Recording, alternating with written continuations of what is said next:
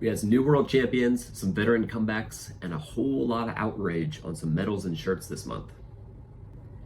This is your quick recap on what the hell happened in OCR this month, October 2025 edition. Hey guys, I started OCRdirectory.com about a year and a half ago now. And when I started that, I was doing the monthly what the hell happened in OCR this month post. I did it for 7, 8, maybe 9 months, but ended up stopping it just because the viewership on those posts wasn't awesome. And I didn't know if too many people were really caring about it. I didn't think it was something I should just keep going with. So I ended up stopping it.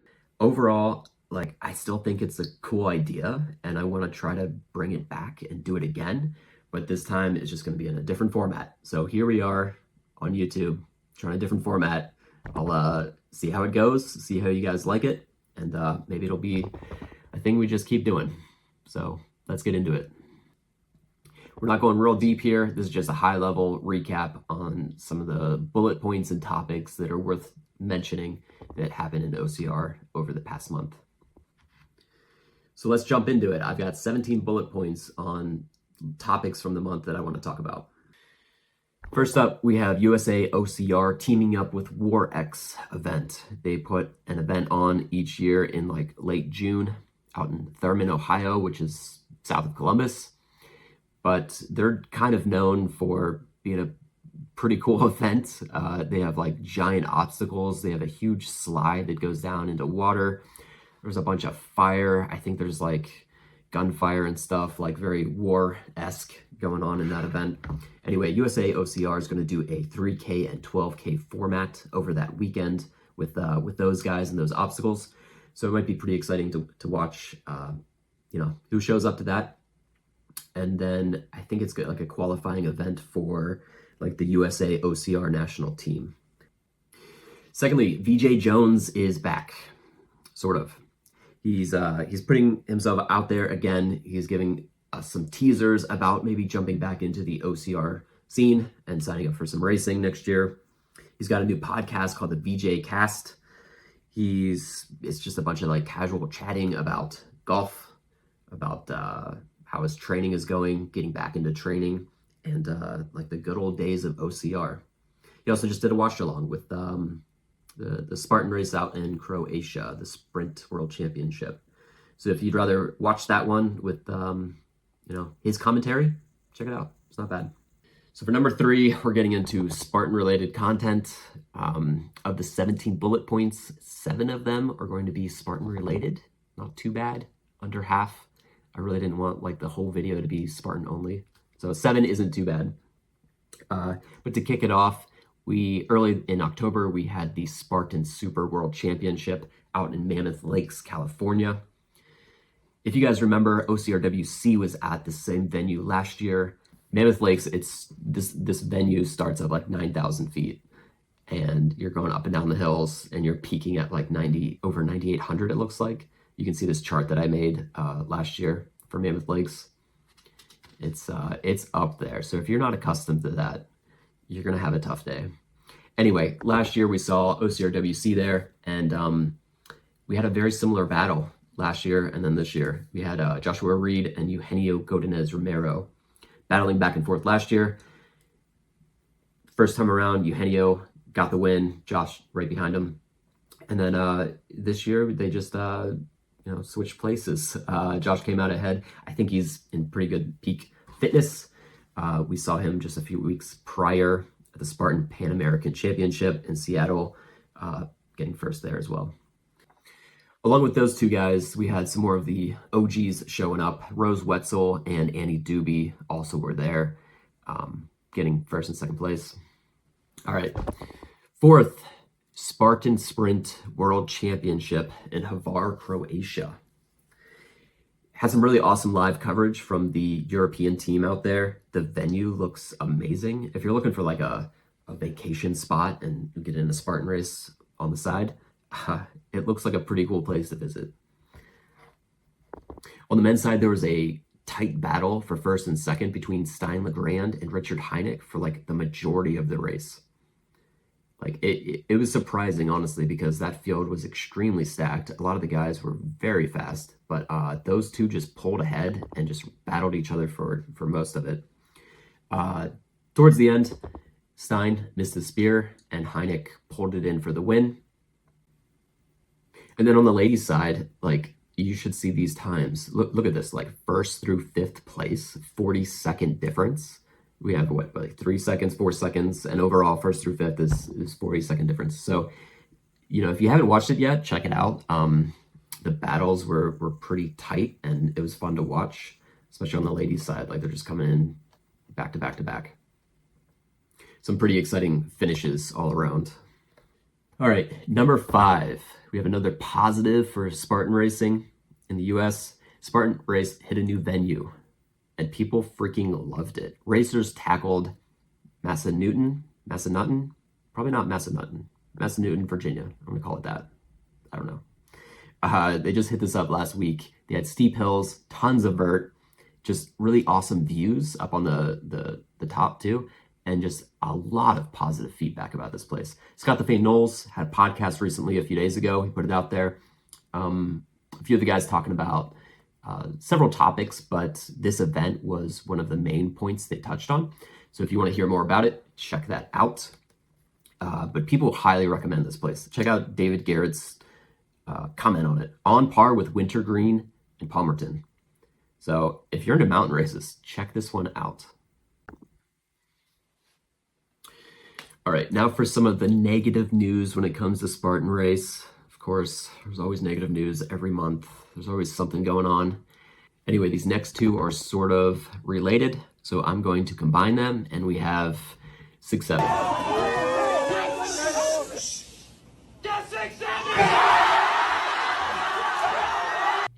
And it's for shirts and medals for 2026. If you're part of any of the Facebook or Instagram socials out there that follow along and you're seeing these posts about these medals and shirts, you've probably seen some of the comments and how frustrated and pissed off a lot of people are. For someone to go around and run through the woods, do some obstacles for 40 minutes, getting the same shirt as someone who's gone up and down a mountain for 10, 12, 14 hours. It's a little bit of a difference, and you should probably get a different shirt. Let's start out with a few comments on this.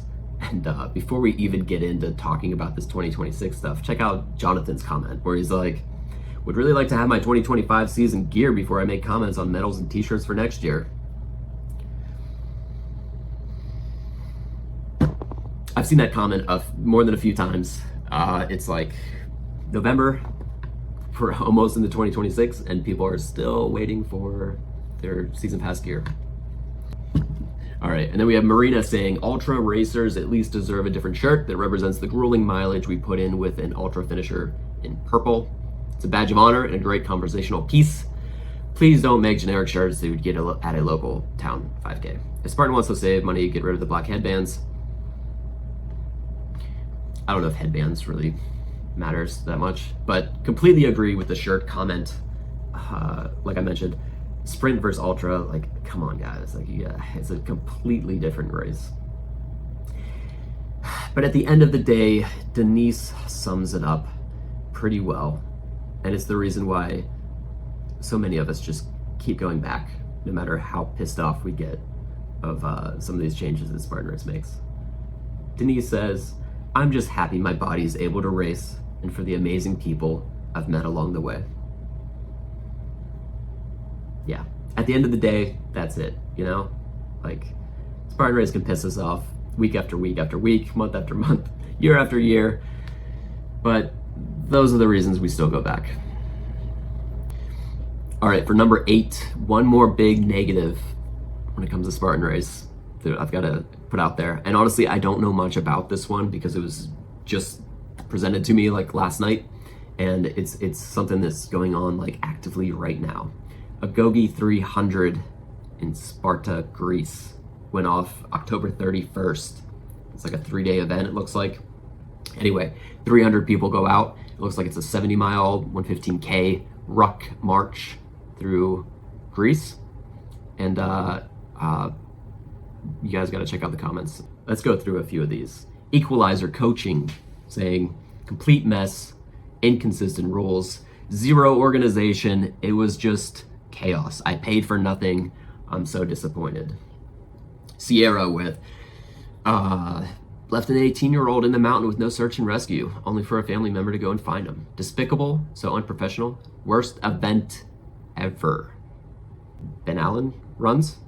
This whole thing seems like an absolute mess. Spartan has an awful lot to answer for. It's a miracle no one died.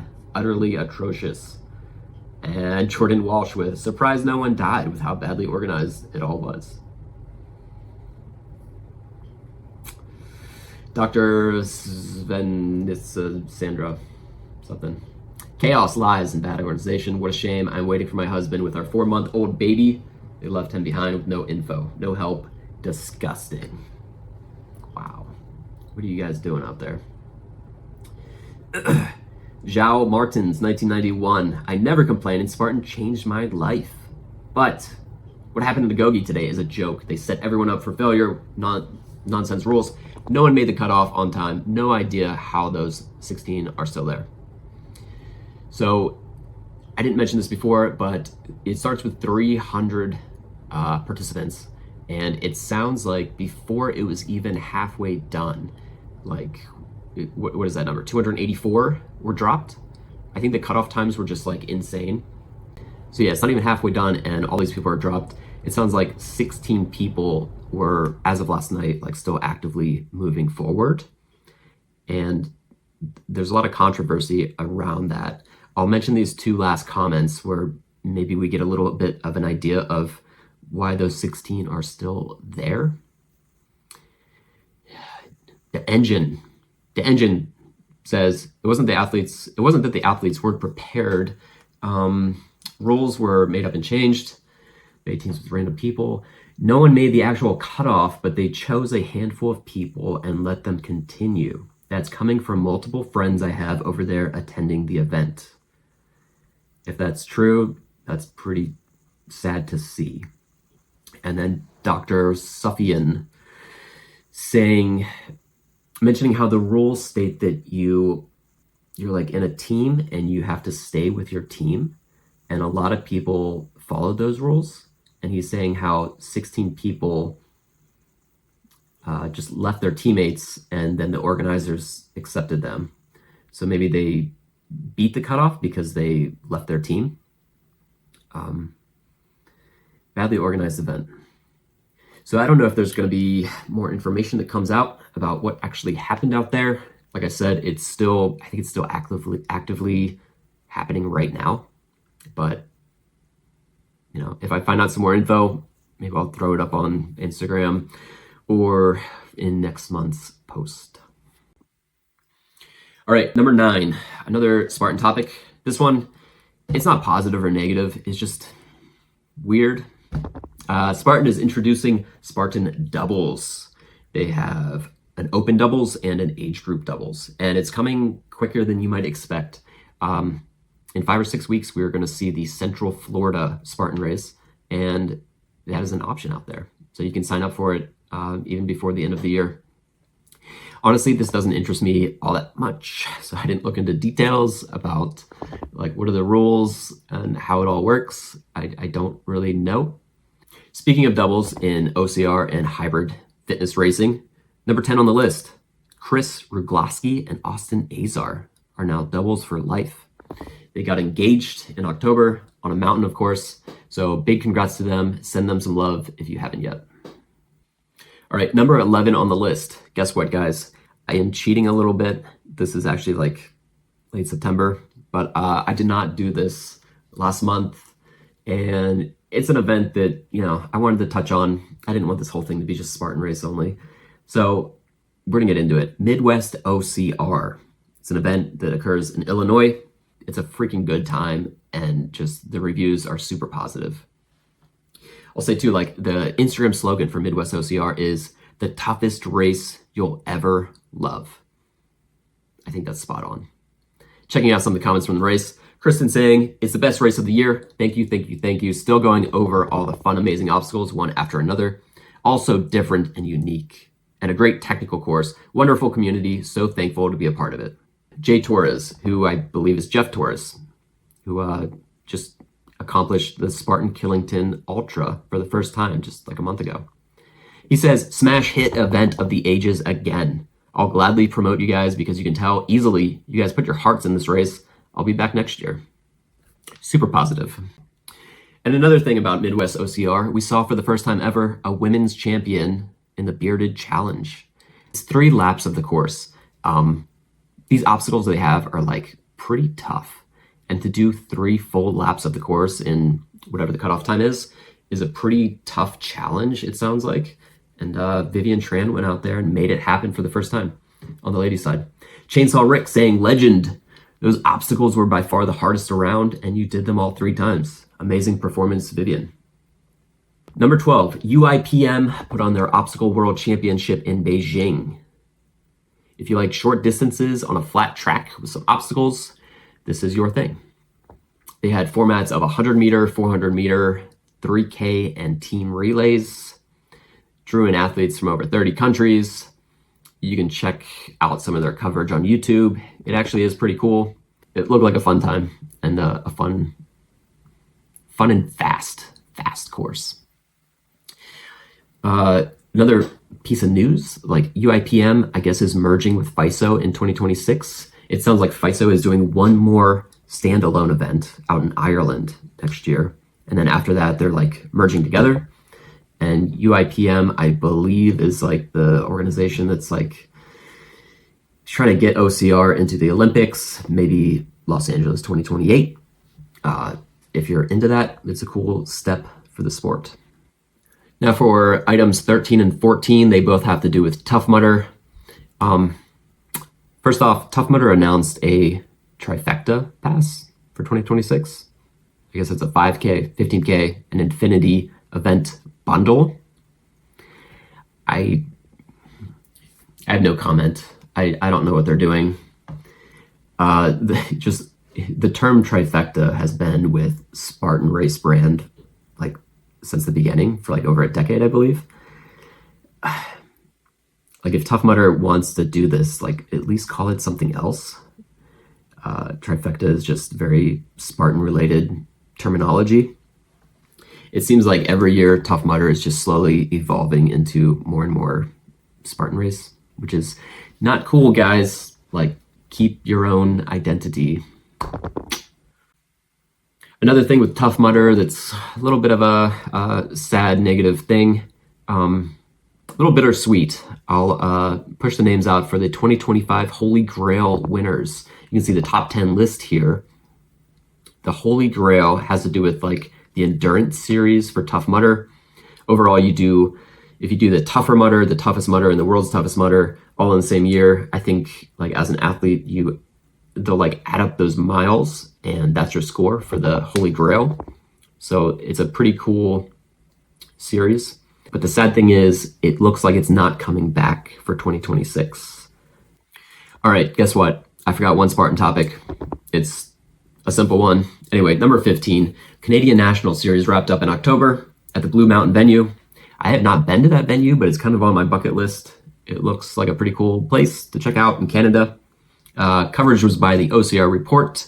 Check out their YouTube for that race. The final standings are out for the whole national series. Beatrice taking first for the women. Brendan Neely with number 1 for the men's side. Number 16, have you guys ever heard of Arabian Warrior? If the answer is no, I'm not super surprised. Anyway, I'm gonna flash back real quick to like May of this year. Earlier this year in May, they had an event in Alula, Saudi Arabia. They flew in a bunch of like high-level athletes and had a pretty big prize purse. It was a cool event. They also had like a bunch of rabbits and camera guys and announcers. And for people who were paying attention, we were like, oh, this is cool. We might get some like pretty sweet coverage of this event. And then it just kind of disappeared and we didn't hear anything else. But apparently they did finally put it together. And 3 months later, a YouTube dropped of the event coverage. And you know what? It's actually like pretty good. Like it was a fun watch. I just watched it yesterday, but it's been out for 2 months, and yeah, it's got 254 views on it. I wouldn't have even found out about this if it wasn't for, I think Veejay Jones mentioned it in his podcast. Like, these guys are flying in some high-level athletes and paying big prize purses, but like their social game is pretty weak. Like, you guys got to push this stuff. You guys got to step it up. Anyway, the reason I'm talking about them is just last weekend, they had another big event, and they had some good people out there. Richard Heineck, I know, was out there. Who else? I don't really know. I only know that from like an Instagram story from Richard. I spent 10 or 15 minutes trying to find out like who was out there, who got on the podium, and I couldn't find a thing. I talked to Corey Edwards, who also was paying attention to this race, or back in May anyway, and trying to find information on this one. And he told me the same thing. He's like, yeah, man, I looked, and I can't find anything. So I don't know who was there, and I don't know who won. But anyway, like they're doing something out there in the desert, and it looks like a fun time. But you guys need to, like, you know, push the content game with the elites. All right, guys, I just got one more for October. Number 17, Christian Brown Johnson. He's known in the OCR scene as like a world's toughest mudder guy. I don't know how many jackets he has, how many 100+ miler accomplishments he has, but it's at least a few, I think. Anytime he shows up onto the starting line of WTM, he's like a podium contender type of guy. Anyway, he's going for a new challenge this year. He's running a 50K on all 7 continents in 7 days. And it's happening here in a few weeks. And another reason I wanted to bring it up in October, just well in advance, is because he's trying to bring awareness to Parkinson's and raising money for the Michael J. Fox Foundation. So follow him on Instagram, see how this challenge goes for him. We wish him the best. It's very impressive stuff. All right, that's all I've got for October, guys. I am doing this solo. So if I said some names wrong, if I got some information wrong, if I missed something important that should have been out there, just throw it in the comments and we can chat about it there. Follow the OCR crew on Instagram. Check out the website if you want, ocrdirectory.com. If you guys like this video, like it, share it, throw some comments in. All that stuff probably helps the algorithm to push it more or whatever. And like I said, I'm doing this solo. It's also the first time I've ever done a YouTube video. So there's probably a lot to learn, a lot of things that I can do better on next time. If you have suggestions, comments, whatever, toss them over. If you want to support anything that I'm doing or check out what kind of merchandise I have out there, check out ocrdirectory.com/shop. There are some t-shirts out there, kind of like this one, the OCR Swinging on the Rings, a few others on there. And for 2026, I do have some plans with some other merch type products that will be coming out. Also on there, Fit for the Course training planner. Go ahead and check that out. It's kind of a 3-month plan that you can follow along, and you know, we're all out there training for the next big thing, right? So it can help you out with that. I'm doing a code right now, CREW30. You can get 30% off any of this stuff. So check that out if you want.